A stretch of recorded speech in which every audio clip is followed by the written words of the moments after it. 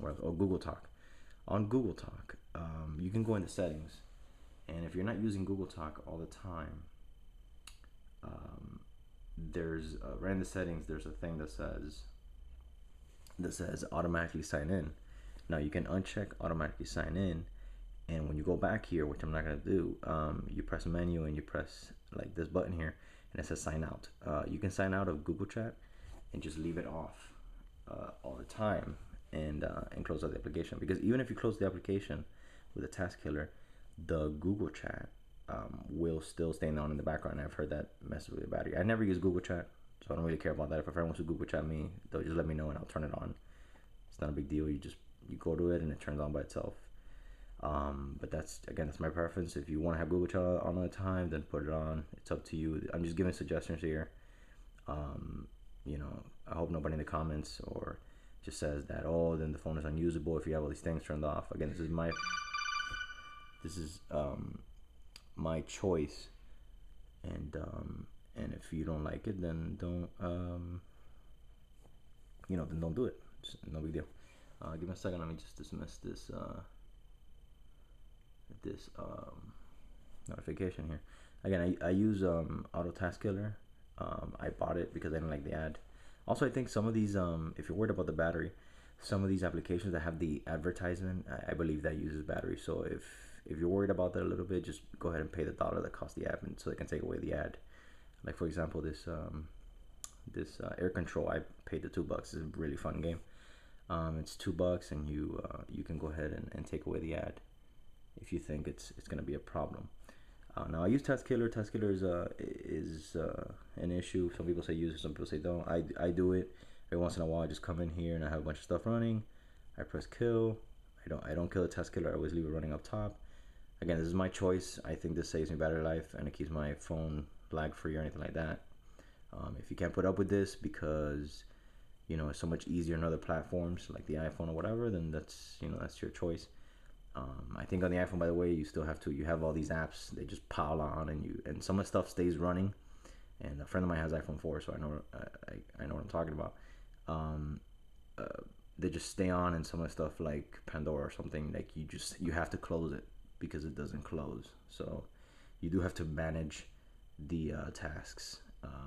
Remember Steve Jobs said if you have to manage I think if you have to like task manage or something, or if you have to close an app, you failed or something.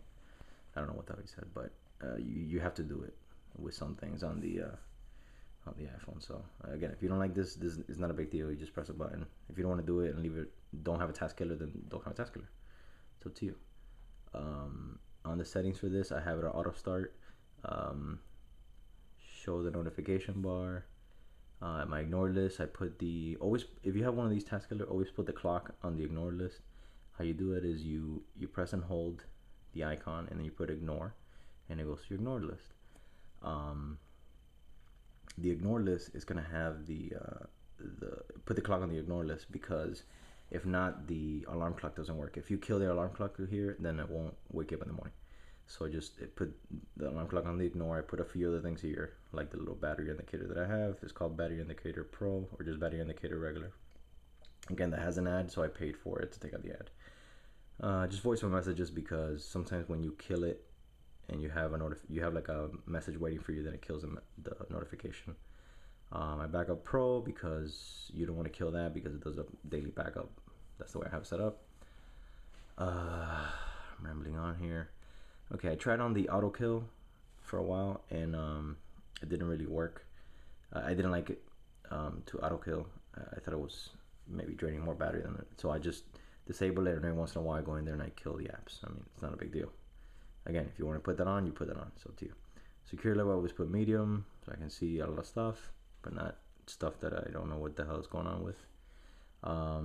Also have this little battery thing.